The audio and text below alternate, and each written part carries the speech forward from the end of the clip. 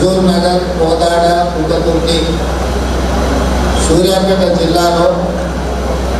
30 సెంటీమీటర్లకు పైగా వర్షాలు కురవడం, దీనివల్ల పెద్ద ఎత్తున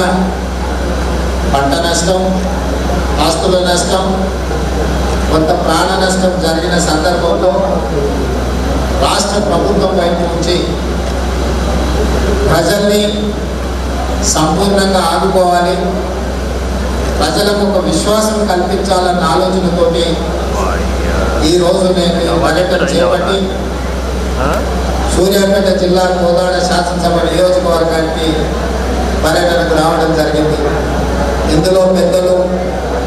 మంత్రివర్యులు ఉత్తమ్ కుమార్ రెడ్డి గారు, మంత్రివర్యులు కోమటిరెడ్డి వెంకటరెడ్డి గారు, పార్లమెంట్ సభ్యులు నల్గొండ కుందూరు రఘువీర్ రెడ్డి గారు, ఉత్తమ్ పద్మావతి గారు, కోదాడ శాసనసభ్యురాలు ఉత్తమ్ కుమార్ రెడ్డి గారి సమీక్ష సమావేశంలో వారు ప్రాథమిక నివేదికలు రాష్ట్ర ప్రభుత్వానికి ఇవ్వడం జరిగింది. ఈ ప్రాథమిక అంచనాల ప్రకారం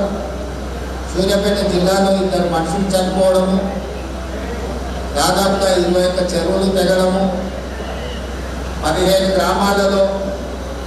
480 మందిని ఇతర ప్రాంతాలకు తరలించడము,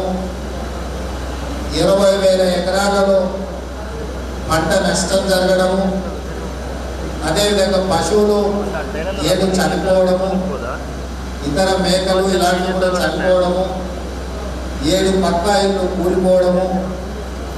33 కచ్చా ఇళ్ళు కూలిపోవడము, అదేవిధంగా హైదరాబాద్ విజయవాడ హైవే దారి కూడా పూర్తిగా దెబ్బతినడము, ఇతర చాలా విషయాలు ఈరోజు ఈ ప్రాథమిక నివేదికలో మన ముందు పెట్టడం జరిగింది.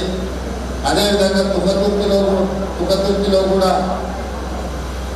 పశువులు చనిపోవడము, చెక్ డ్యామ్లు డ్యామేజ్ అవ్వడము,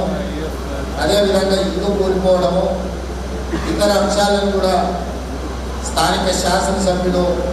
నా దృష్టికి తీసుకురావడం జరిగింది. అత్యధిక వర్షపాతం వల్ల విపత్కర పరిస్థితులు ఏర్పడినప్పటి నుంచి